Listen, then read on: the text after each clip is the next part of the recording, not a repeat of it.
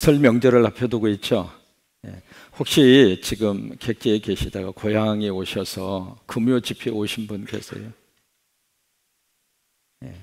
고향에 내려오셔서 오케이.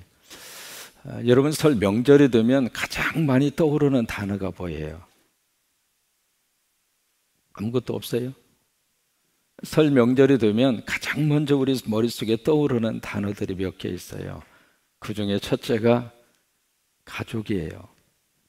여러분 그렇잖아요. 명절이 되면 가장 먼저 머릿속에 떠오르는 게 형제이고, 그리고 그 친척이고 조카들이고 가족이에요. 가족, 패밀리라고 하는 단어가 가장 먼저 머릿속에 떠오르고, 그 다음에 두 번째로 명절에 가장 많이 떠오르는 단어 중에 하나가 바로 뭐냐면 뭘 것 같아요? 고향이에요. 여러분 이 고향이라고 하는 단어는 참 우리에게 따뜻함을 안겨줘요. 그래서 고향이라는 단어 자체가 우리를 너무 포근하게 만들어주고, 고향이라는 그 단어 자체 말만 들어도, 고향이라는 단어만 우리가 이야기를 해도 그 단어 속에 담겨져 있는 그 정서라든지 따뜻함이라든지 우리 심장, 우리 마음 자체를 아주 포근하게 해주는 단어가 바로 고향이라고 하는 단어인데, 사람은 살면서 네 가지 고향을 가지고 살아요. 그래서 그것을 FOH라 그렇게 표현을 합니다. 첫 번째 고향이 바로 뭐냐면 라이프 홈이에요. 다시 말해서 생명의 고향이 있습니다. 여러분 이 생명의 고향이 바로 누구냐면 아빠, 엄마가 생명의 고향입니다. 그래서 사람은 아무리 나이를 먹었다 할지라도 아빠, 엄마 앞에서는 그냥 그 품에 안기고 싶은 거예요. 왜냐하면 그 아빠, 엄마가 바로 내 생명의 출발지입니다. 내 생명의 뿌리거든요. 내 생명의 시작점이에요. 그래서 거기를 덜 그리워하는 거예요. 근데 일반적으로 보면은 우리가 아빠, 엄마라고 말을 해요. 엄마, 아빠라고 말을 많이 해요.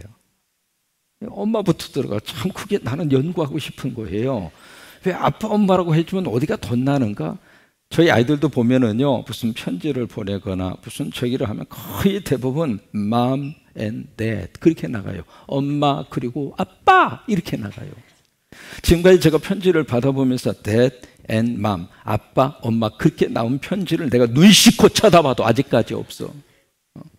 거의 대부분 어렸을 때부터 그래요. 지금 이제 그 아이들이 컸음에도 불구하고 지금도 무슨 파더스데이, 머더스데이, 아빠날, 엄마날, 미국은 이제 아버지의 날이 있거든요. 6월 셋째 주가. 참고적으로 노트에 썩 써놔주셨으면 좋겠어요. 6월 셋째 주가 미국에서는 아버지 날이라고 하는 것을. 그래서 이제 아버지 날, 어머니 날이 되면 카드 이렇게 보내주는데 그 카드에 쓰는 그 글의 거의 99%가 엄마, 아빠예요. 왜 그럴까? 이게요, 사람이 정서적으로 엄마라고 하는 단어를 통해서 생명의 어떤 고향의 모습을 더 많이 느끼는 거예요. 왜냐하면 사람이 태어나면서 가장 먼저 하는 언어, 가장 먼저 우리가 입술로 고백하는 단어 중에 첫 번째 단어가 입니다. 이라고 하는 단어. 미음자가 들어갑니다. 이것은 전 세계적으로 모든 사람들이 공통적으로 나타나는 현상 가운데 하나인데, 사람이 입을 열어서 처음으로 이 음성을 통해서 어떤 소리를 내게 되잖아요. 내는데 그 소리를 내는 그 소리 발음 속에 미음, 이라고 하는 단어가 인간의 최초로 발성을 통해서 나타나는 단어인데, 이 이라고 하는 단어하고 가장 유사한 것이 엄입니다. 그래서 가장 먼저 우리 하는 말이 바로 뭐냐면 엄마입니다. 엄마. 근데 아빠들은 착각하죠. 자기 부르는 줄 알고 착각하는데, 사실 아빠라고 하는 말은 계속 훈련시켜가지고 겨우 한마디 알아듣고 한마디 얻어듣는 것이 아빠고요. 처음부터 우리 모든 사람들은 엄마를 먼저 부릅니다. 엄마. 그래서 일반적으로 제가 알고 있는 이 세계 각국의 언어들을 보면 엄마라고 하는 단어 속에는 거의 대부분 발음 속에 미음자가 들어갑니다. 영어도 이제 엄마를 mother라고 그러잖아요. mother. 독일 말로는 엄마를 mutter라고 그래요. 그 다음에 히브리 말로 엄마를 em이라고 그래요. 히브리 말로 아빠는 아프라고 하는 말을 쓰고요. 그러니까 엄마라고 하는 말을 할 때에는 거의 대부분 미음자가 들어가요. 미음자가. 그래서 우리가 살면서 첫 번째 가지는 고향이 바로 뭐냐면 라이프 홈이에요. 생명의 고향입니다. 부모님이 우리의 고향이에요. 그래서 여러분, 이 설날이 되면은 어디로 옵니까? 부모가 있는 곳으로 옵니다. 부모님의 산소가 있는 곳으로 가요. 왜 그래요? 그게 생명이니까. 내 생명의 뿌리이고 내 고향이니까. 이제 그것이 인간이 갖는 첫 번째 고향의 모습이고, 두 번째, 인간이 두 번째의 고향을 가지고 삽니다. 그것이 바로 뭐냐면 피지컬 홈이에요. 육체적인 고향입니다. 육체적인 고향은 우리가 어린 시절에 추억이 있습니다. 그래서 나이가 들고 세월이 간다 할지라도 그 내가 태어난 장소, 내가 자랐던 장소, 어린 시절에 뛰놀았던 그 들녘이라든지 거기서 송사리 잡고, 그리고 저 같은 경우에 있어서는 전라북도 김제군 봉남의 행천이 4구 4번지 그 고향에 가면은 그 옆에 큰 방죽이 있어요. 호수라고 그러잖아요. 방죽이 겨울에 얼음이 이렇게 얼어 있었는데 거기서 친구들하고 같이 이렇게 놀았어요. 놀다가 저쪽에서 친구들이 막 놀고 있길래 보니까 위험한 것 같아. 그래서 야 이놈들아 이리 오라고. 그때부터 제가 철이 들었습니다. 그래서 이제 다 나오라고 그러고 내가 거기 가서 대신 놀고 있었죠. 그래서 이제 쿵쿵쿵 이렇게 하니까 갑자기 이게 쑥 들어가는 거예요. 깨져가지고. 쑥 들어가는데 순간적으로 내가 참 운동신경이 발달을 해가지고 쫙 폈죠. 그러니까 얼음에 딱 걸린 거예요. 그러니까 갑자기 내가 쏙 들어가니까, 여러분 겨울에 얼음이 깨져가지고 속으로 들어가서 방죽 그 호숫가에 저 밑으로 들어가 버리잖아요. 꺼내기 힘들어요. 그래서 이제 틱 걸쳤는데 친구들이 보니까 내가 쏙 이러고 있으니까 와서 막 꺼내려고 막 우르르 하고 막 쫓아오길래 순간적으로 그때부터 제가 IQ가 3자리 숫자였습니다. 순간적으로 막 뛰어오길래 아 저러면 안 되죠. 왜냐하면 오면은 깨지는 거예요. 얼음은요 깨지기 시작하면 또 깨지고 또 깨지고 또 깨지고 계속 깨지는 거예요. 그래서 이제 얼음에 그렇게 익사사고가 많이 나는 거잖아요. 그래서 순간적으로 오지 말라고. 그래서 엉엉 기어가지고 거기서 나왔어요. 나와가지고 보니까 완전히 죄에 빠진 생쥐요. 죄에 빠진 생쥐?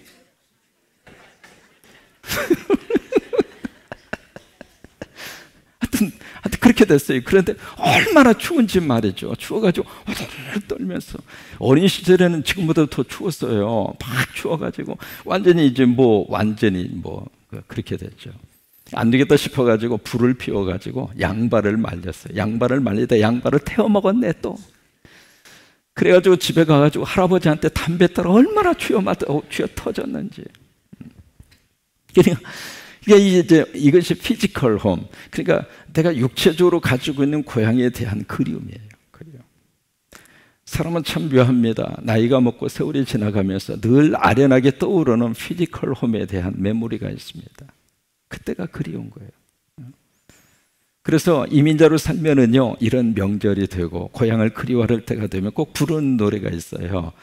나의 살던 고향은 꽃피는, 다 같이 시작. 나의 살던 고향은 꽃피는 산골, 복숭아꽃 살구꽃 하기 진달래. 네.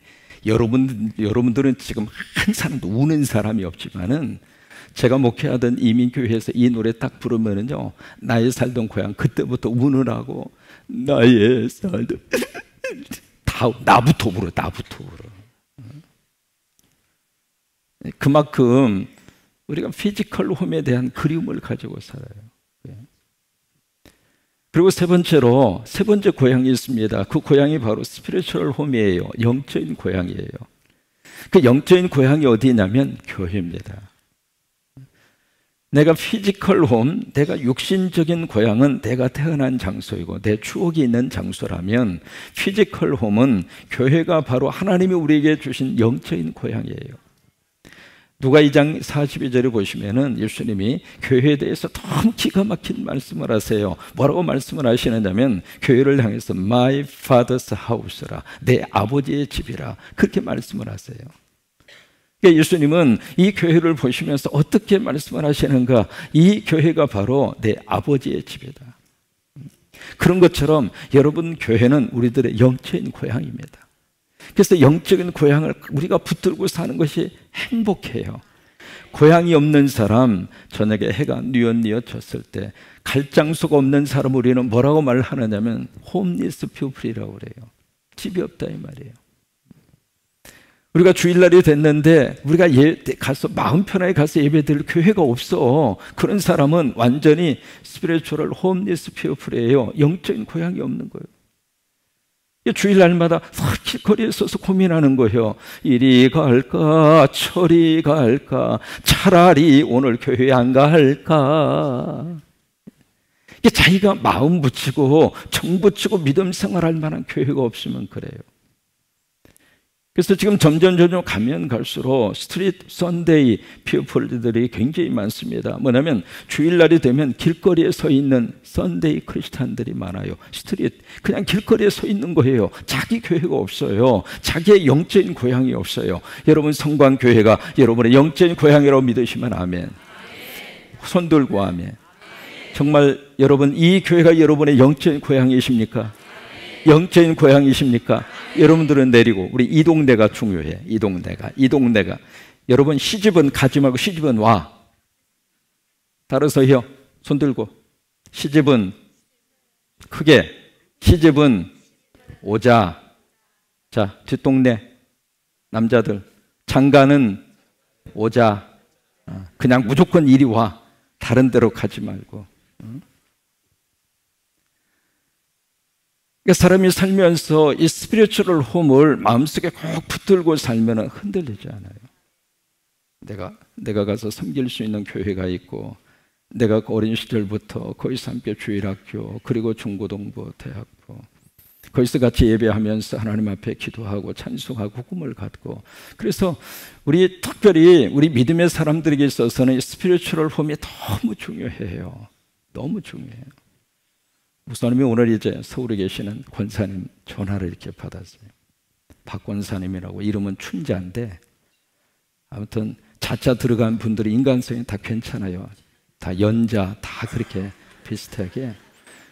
아무튼 자자 들어간 분들은 저는 참 존경스러워. 아무튼 왜냐면 자자하고 살아보니까 이렇게 좋을 수가 없는 거예요. 그러니까 자자 들어간 분들은 특별히 더 내가 장가 잘 갔다 그렇게 생각하시고, 왜 그런 착각은 한없이 우리를 행복하게 만들어 주니까.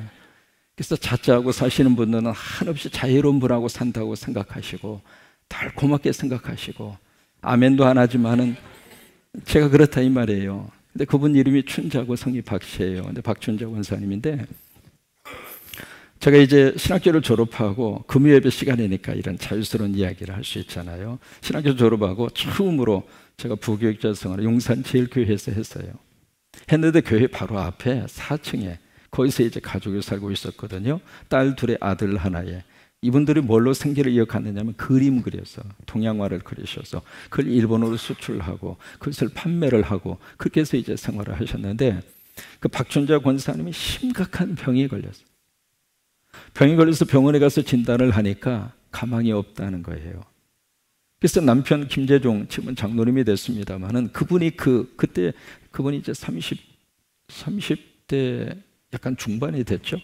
그 저기를 업고 부인을 업고 차마 자기 집에 가서 부인이 죽는 모습을 보기 싫어서 그 옆에 있는 요관집으로 갔어요. 애들은 고만고만한 애가 셋이 있고요. 기가 막히죠. 그래서 어떻게 할까 그러다가 참 이분들에게 하나님께서 그냥 매달릴 수 있는 마음을 주셨어요. 여러분 급한 상황 속에서 기도로 이 문제를 풀어야 되겠다. 그것도 성령님이 주시는 마음이더라고요. 그래서 이것을 기도로 한번 해보자. 그렇게 작정을 하고, 그러고 나서 이번에 간절히 기도해서 결론은 하나님이 고쳐주셨어요. 그런데 그 뒤로 그 박춘자 권사님이 성가대를 할 때, 새벽 예배를 나올 때 그분이 앉았던 자리 그리고 예배 드리고 떠나고 나면 그 앞에 휴지가 수북해요. 우느라고 막. 앞에서 이렇게 예배 인도하면서 보면 그분은 그냥 계속 우는 거예요. 막 우는 거예요. 찬양을 할 때에도 그분 늘 성가대 서셨거든요. 성가대 서서 찬양을 하는데, 제가 이제 그 교회에 4년 3개월 있었어요. 그리고 이제 그 비서실장이 계시는 미국으로 내가 가느라고 그 교회를 딱 바이바이 하고 이제 미국으로 떠났거든요. 그때까지 내가 용산제일교회에 있었는데, 그때까지 예배인도 하면서 보면은 그 앞에 찬양대에 앉으셔가지고 찬양할 때도 그냥 찬양하는 법이 없어. 시작할 때부터 여기서부터 시냇물이 이쪽 형님 시내가 흐르면 동생 시내도 같이 흐르고, 이게 참 묘합니다. 윗동네가 열리면 가운데 동네도 같이 열리더라고요. 이 가운데 동네가 열리면 묘해요. 밑에 있는 막내도 같이 줄을 따라서 이렇게 늘어나는데, 그러다 보니까 이게 말이죠, 시내가 말이죠, 큰 강줄기가 흐르면은 중간 줄기가 두 줄이 흐르고 그 다음에 여기까지 터지니까, 와, 세상에 왜 이렇게 사람 몸에서 나오는 게 그렇게 많아요? 그래서 예배 시간에 보면은 계속, 처음에 안 앉았을 때는 참 멋지게 화장하고 앉으셨는데 예배 중간쯤 보면은 여기 골이 파졌어, 두 개가. 그래도 그냥 그 닦으면서 막 때로는 코도 헹하고 불면서 그러면서 왜 그럴까요? 하나님의 은혜 때문에 그래요. 죽을 사람이었는데 살았잖아요. 그게 너무 감격스러운 거예요. 너무 고마운 거예요. 그런 분이에요. 그게 잊을 수가 없죠. 근데 오늘 전화가 왔는데 그 딸이 내 이야기를 한다고 그래가지고 딸하고 오늘 처음으로 떠나고 나서 처음으로 통화했어요. 30년 만에. 그때 14살 먹었던 꼬마가 지금은 44살 먹었고 그래가지고 니나 내나 같이 늙어간다. 그게 이제 그 교회에서 가졌던 추억이에요. 추억. 그러니까 우리가 이 스피리추얼 홈을 가지고 사는 것이 참 우리들에게 필요합니다. 영적인 고향, 영적인 고향이 어디냐면 교회예요. 교회가 바로 우리들의 영적인 고향.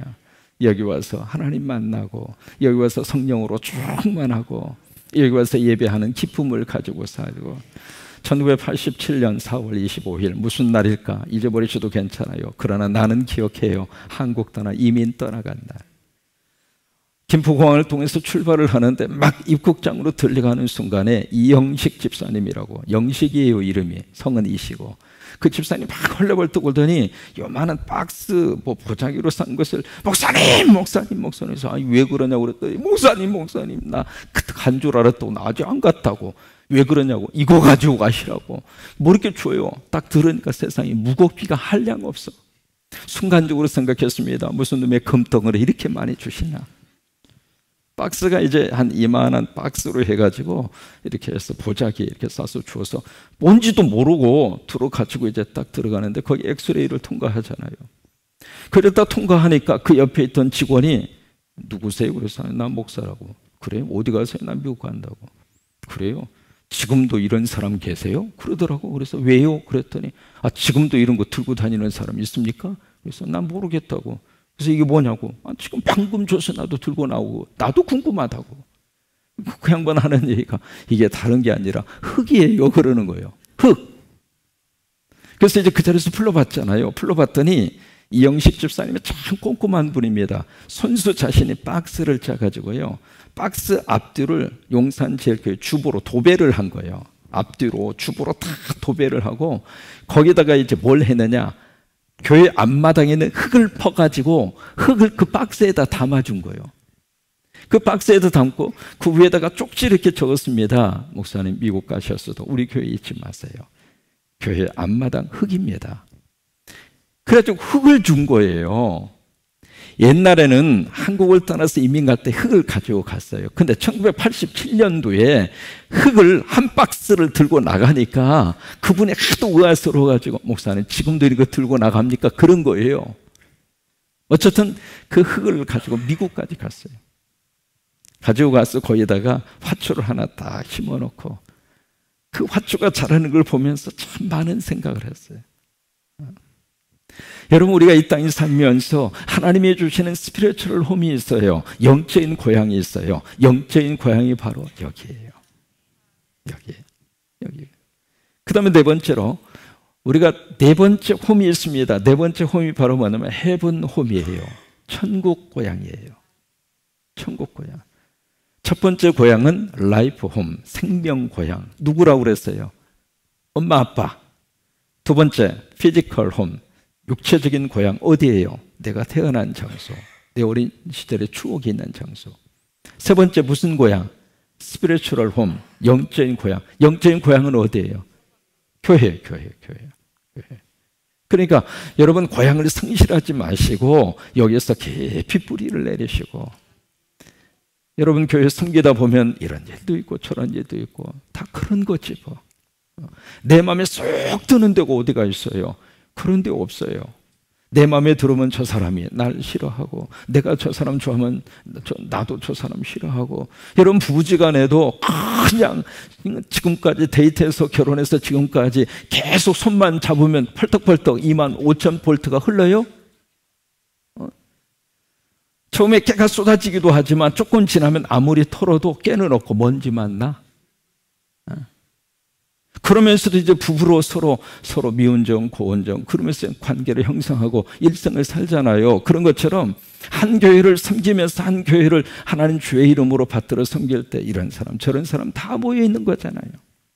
그 모든 사람들의 생각과 마음을 어떻게 다 맞추면서 우리가 살 수 있겠어요? 난 목회하면서 딱 하나 꼭 내가 마음속에 가지고 있는 기준이 있습니다. 난 성도들 비유 맞추면서 목회할 만한 그런 성격이 못해요. 왜? 눈썹이 하도 진해가지고.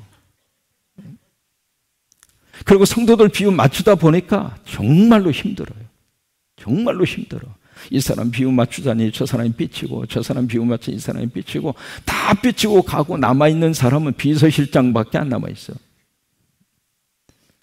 그래서 내 마음속에 그렇다면 차라리 하나님 눈치만 보자. 나 하나님 비유만 맞췄으면 좋겠다.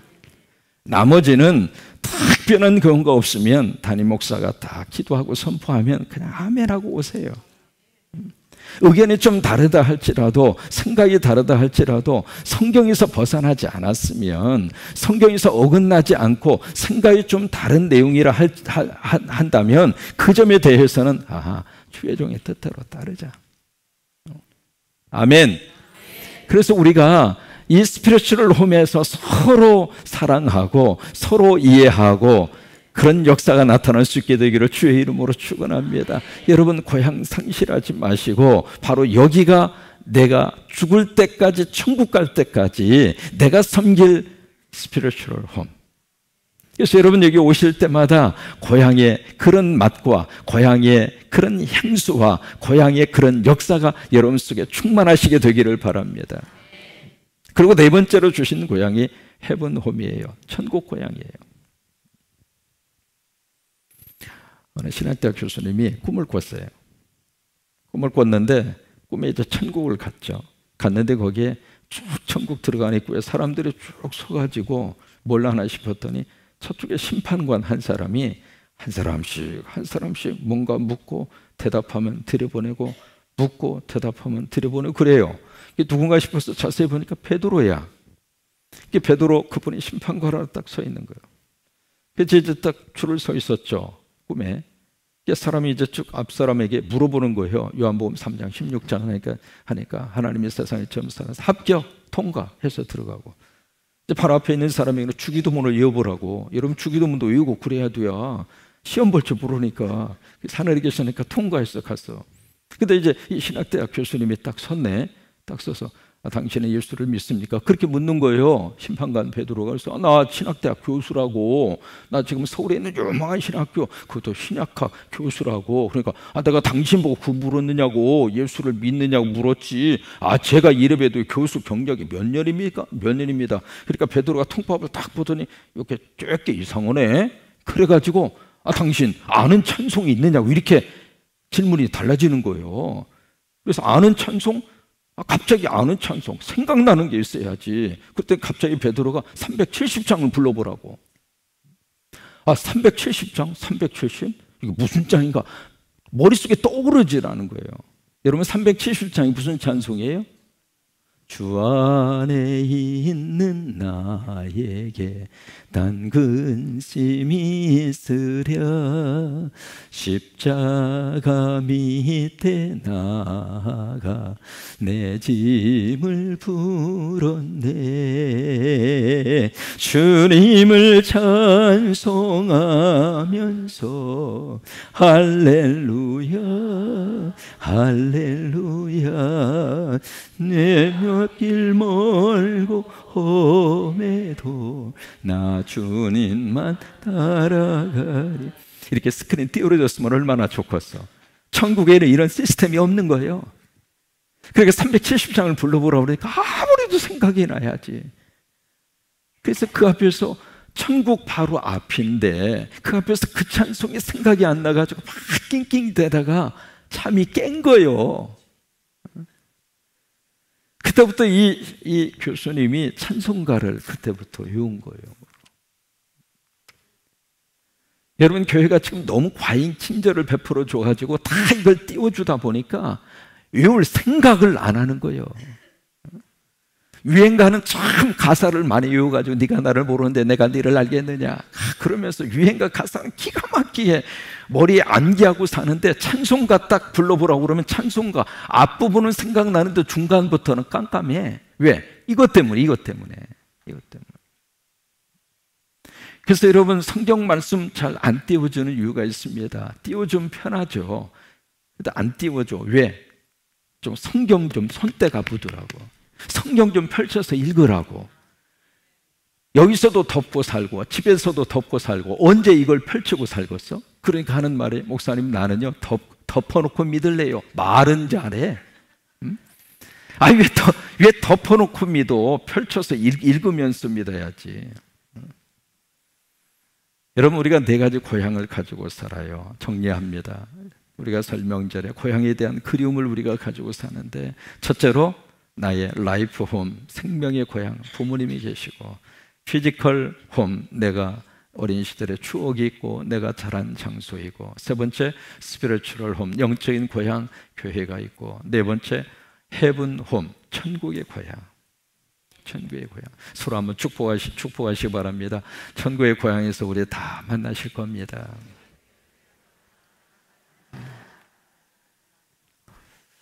이 천국의 고향에 가기 위해서 정말로 필요한 것이 믿음이잖아요. 그래서 그 믿음이 무엇인가를 가르쳐주는 게 히브리서 11장이고 작년 9월부터 시작해서 지금까지 쭉 하고 있는 거예요. 하는데 오늘 여기 바락에 대한 이야기를 합니다. 바락.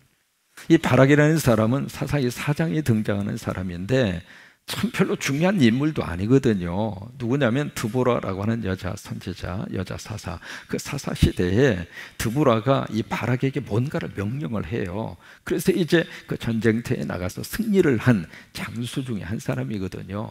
근데 어떻게 이 바락이라고 하는 사람을 히브리서의 믿음의 장을 취급하면서 그의 이름을 올렸을까? 내가 더 이상 무슨 말을 하래요? 이것은 요한복음 20장에 말씀하고 같은 그런 내용이거든요. 내가 예수님에 대한 모든 기록을 다 기록으로 남기기에는 지면이 부족하다. 이제 그 내용을 요한복음 20장에서 이야기하잖아요. 그런 것처럼 믿음으로 살다 간 사람들에 대해서 내가 더 이상 뭐 말할 필요가 있겠느냐, 그러면서 하는 말이 기도원, 그 다음에 나오는 게 바락이에요. 이 사사기 4장으로 한번 가보세요. 왜 그 사람이 역사 속에 등장을 하게 됐는지 사사기 4장으로 가서 한번 살펴보시면은 굉장히 의미가 있고 재미가 있어요. 사사기 4장 1절에 보실까요? 4장 1절에 보시면은 에훗이 죽어요. 그러니까 에훗이 바로 그 앞전에 있었던 그 지도자잖아요. 에훗이 죽은 다음에 이스라엘 자손이 또 여호와의 목전에 뭘 행해요? 악을 해. 이게 사사기의 역사 속에서 계속 반복되는 패턴입니다. 그러니까 영적인 지도자가 죽으니까 백성들이 타락의 길을 걷는 거예요. 여러분, 지도자 한 사람이 이렇게 중요해요. 지도자 한 사람이. 그래서 이스라엘 백성들이 그냥 목전에 악을 행하는 것이 아니라 또라고 하는 단어를 거의 다 써요. 또. 그 이야기는 뭐예요? 과거에 그러더니 또 그런단 말이에요. 또 그런다. 그러니까 이 악이라고 하는 것, 죄라고 하는 것이 이렇게 지독한 거예요. 이렇게 지독하고 이렇게 더 무서운 거예요. 여러분, 이제 어느 분이 그 월급 지금이야 이제 월급 다 은행으로 다 들어갑니다만 과거에 월급 봉투를 받던 시절이 있잖아요. 월급을 받아가지고 퇴근을 하는데 골목에서 강도를 만났어. 강도를 만났는데 강도가 월급 봉투 내놓으라고. 그러니까 이 사람이 얼굴에 하얗게 질려가, 난 이거 죽어도 못 내놓는다고. 내놓으라고. 아니면 당신 목숨을 해치겠다고. 내가 죽으면 죽을지 말이야. 죽으면 죽을지 내게 월급 봉투는 내가 줄 수 없다고. 우리가 왜 못 주느냐고. 그러니까 그 사람이 하는 말이, 내가 만약에 골목에서 강도 만나가지고 월급 봉투를 뺏겼다고 집에 가서 말을 하면 내 마누라가 그 말을 이해를 하겠느냐고. 우리 마누라가 얼마나 무서운데 내가 차라리 목숨을 잃지 내가 이거 절대로 월급 봉투는 당신에게 줄 수가 없다고. 그러면서 이제 끝까지 버틴 거예요. 그러니까 강도가 하는 말이, 당신도 내 입장 바꿔놓고 생각을 해보라고. 내가 밤새도록 강도 짓을 해서 한 건도 올리지 못하고 집에 가면 내 마누라도 당신 마누라보다 보통이 아닌데 그 말을 내 마누라가 믿어주겠느냐고. 그러면서 강도하고 이 사람하고 지금까지 싸우고 있대요. 그래서 이게 거기서 나온 말이, 강도보다 더 무서운 게 마누라는 거예요. 마누라. 그런데 마누라보다도 더 무서운 것이 죄예요, 죄. 악이야, 악. 이건 계속 반복되는 거예요, 계속 반복되는. 그러니까 1절에 또 여호와의 목전에서 악을 행해요. 그러니까 2절에 보세요. 하나님이 손을 보세요. 여호와께서 하솔에서 통치하는 가나안 왕 야빈의 손에 그들을 어떻게 했어요? 팔아버렸어요. 이 사사기에 이 단어가 참 많이 나옵니다. 이 파셨다라고 하는 그 이야기는 이쪽에 있는 것을 이쪽으로 트랜스퍼했다, 그러나 트랜스퍼, 이쪽으로 이전을 했다 이 말이에요. 그러니까 이쪽에 있어야 될 것을 이쪽으로 트랜스퍼를 해버린 거예요. 그게 파셨으니라고 하는 뜻이거든요. 그러니까 하나님의 보호막 속에 있던 사람들을 완전히 마귀와 사탄의 먹잇감으로 던져줘 버린 거예요. 그럼 무슨 얘기냐면 하나님이 포기했다 그 말이에요. 하나님이. 그래서 그의 군대 장관은 하로셋 학고임에 거주하는 시스라요. 그 다음에 3절에 그 야빈 왕이 700철병거 900대, 이 지금 말하면 탱크 900대를 이끌고 와서 공격해가지고 20년 동안 이스라엘 자손들을 그냥 학대한 것이 아니라 심히 학대했으므로 이스라엘 자손이 누구에게 부르짖어요? 하나님에게 부르짖어요. 이게 사사기의 패턴이에요. 사사기의 패턴. 막 하나님 앞에 부르짖으니까 하나님 살려주세요, 하나님 도와주세요. 이게 하나님의 응답을 하셔요. 응답하셔서 세운 사람이 여자 사사 드보라예요. 그래서 오늘 성경에 4절에 보시면은 그때의 랍비도세 아내 여선지자 드보라가 이스라엘의 사사가 되었는데, 여러분 이 구약 성경 시대에 벌써 여자가 리더십을 갖는 자리까지 올라간 거예요. 그러니까 성적인 남녀 간의 성적인 차별이 성경에서는 이미 그때부터 무너진 거예요. 그러니까 하나님께서 그렇게 여성들을 그렇게 들어 쓰셨어요. 특히 한국의 여성들은 참 예수님에게 고마워하고 감사해야 되는데, 여러분 이 땅에 기독교가 들어오면서부터 몇 가지 큰 변화가 일어났어요. 그 중에 가장 큰 변화 중에 하나가 여성을 집 안에서 집 밖으로 나오게 해줬다는 거예요. 그것이 바로 이 땅에 교회가 들어와서 복음이 들어와서 나타난 큰 변화입니다. 그 전만 하더라도 여성은 집 안에 있었어요. 그러니까 옛날에 여러분들이 태어났으면 여기 감히 어떻게 와서 앉아 있어요? 그러니까 옛날에는 철저하게 집 안에 있었고요. 여자가 무슨 공부를 합니까? 여자가 글씨를 알아서 뭐 합니까? 그래서 학교 안 보냈잖아요. 그게 이제 그런 시절이 있었는데 그 장벽을 누가 깨주었는가? 교회가 들어와서 깨준 거예요. 그래서 집 안에만 갇혀 있었던 여성들을 세상으로 끄집어내는 것이 기독교예요. 기독교. 또 하나, 한국에 기독교가 들어와서 한국 사회 속에 큰 영향을 미친 것 중에 하나가 한글 보급이에요. 한글 보급. 과거만 하더라도 한글 모르는 사람 참 많았습니다. 그래서 오죽하면 난 놓고 뭣도 몰라요? 그런 말이 나올 정도로 그렇게 몰랐어요. 근데 성경이 들어오면서부터 이 한글 보급이 쫙 밑바닥까지 쫙 들어간 거예요. 밑바닥까지. 그래서 한국이 문맹률 0%입니다. 지금 한글 모르는 사람 없잖아요. 다 자기 이름 다 쓰잖아요. 전부. 맞다고 그러잖아요. 그러니까 기독교가 이 한국에 들어오면서부터 나타난 변화 중에 하나가 바로 그거예요. 어쨌든 이 여성들을 새로운 사회의 리더십의 그룹으로 만들어 준 것이 성경이에요. 그래서 여선지자 여기 드보라가 역사의 전반에 리더십을 발휘하고 나타나게 돼요. 그래서 이제 이 상황이 딱 돼서 6절에 보세요. 드보라가 사람을 보내어 아비노함의 아들 발락을 납달리 게데스에서 불러다가 그에게 이르되 이스라엘의 하나님 여호와께서 이같이 명령하지 아니하였느냐. 하나님 말씀을 그에게 전달을 하는 거예요. 너는 납달리 자손과 스불론 자손 10,000명을 거느리고 타불산으로 가라. 내가 야빈의 군대 장관 시스라와 그의 병거들과 그의 무리를 기슭강으로 이끌어 내게 이르게 하고 그를 내 손에 넘겨주리라 하셨느니라. 그러면 하나님께서 이 바락 저기를 불러내서 여기 저기 발락을 6절에서 부르잖아요. 아비노함의 아들 발락을 불러가지고 너 10,000명 줄 테니까 10,000명 데려가서 싸워, 그 이야기예요. 싸우는데 누가 싸우느냐? 여기서 그 말씀을 하세요. 7절에 그 내가는 누구냐면 하나님이에요. 하나님이 쭉 말씀을 하시면서 그를 내 손에 넘겨주리라. 그러니까 누가 싸우겠다는 이야기예요? 하나님이 싸우겠다 그 말이에요. 다만 바락 너는 앞으로 가라 이 말이에요. 가면은 내가 너를 통해서 그 일을 하겠다 그거예요. 이것이 하나님의 일을 하시는 하나님의 방법입니다. 그러니까 믿음으로 움직이면 하나님이 역사하시겠다 그 말이에요. 그러니까 발락에게 그렇게 이야기를 해요. 그러니까 발락이 하는 말이 8절에 조건을 걸어요. 만일 당신이 나와 함께 가면 내가 가겠지만은 만약 당신이 나와 함께 가지 아니하면 나도 가지 아니하겠노라. 그러면서 9절에 이르되 내가 반드시 너와 함께 가리라.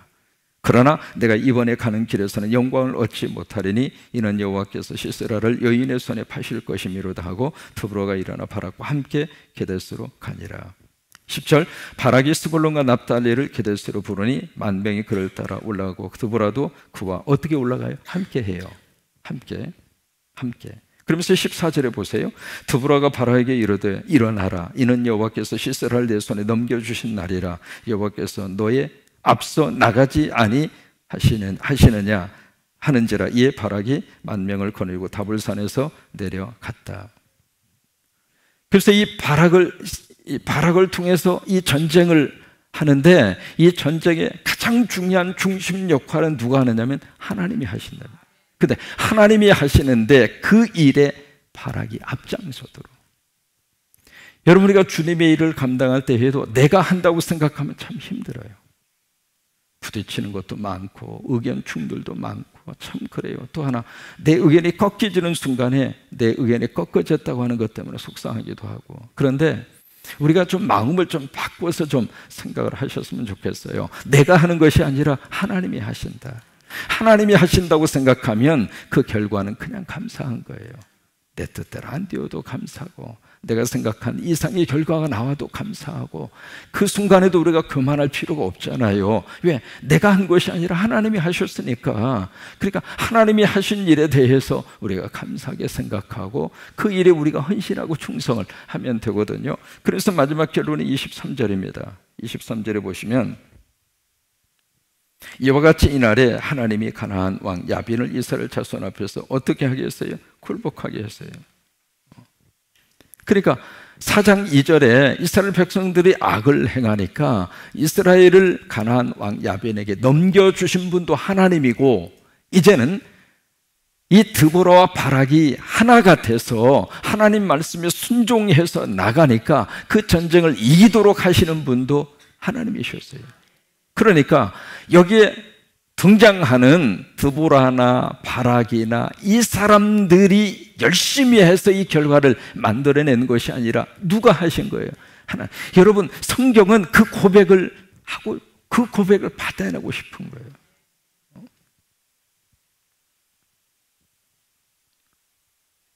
그러면 이 바락이 어떻게 돼서 이 믿음의 장에 들어올 수가 있었는가? 몇 가지 말씀드렸는데 굳이 한 가지만 말씀드릴게요. 바락이 가졌던 믿음은 함께하는 믿음이에요. 함께하는 믿음. 전도서에 보시면은 이제 앞으로 전도서 강의를 하겠습니다만은 전도서 속에 참 기가 막힌 말씀을 우리에게 주세요. 4장으로 가서 한번 찾아보세요. 전도서 4장. 전도서는 시편, 잠언, 그 다음에 전도서가 있거든요. 전도서 4장.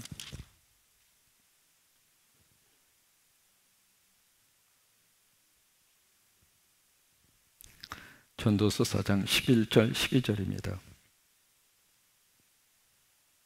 11절, 또 두 사람이 함께 누우면 따뜻하거니와 한 사람이면 어찌 따뜻하랴.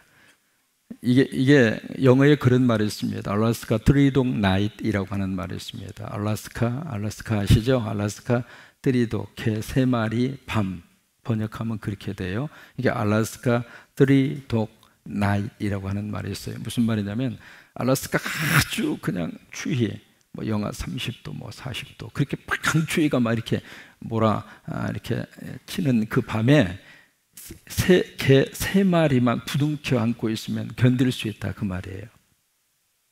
아무리 추운 겨울이라 할지라도 개 세 마리만 껴안고 있으면은 그 밤을 무사히 넘겨갈 수 있다. 거기서 나온 말이 알래스카 트리독 나잇이라고 하는 말이 거기서 나온 거예요.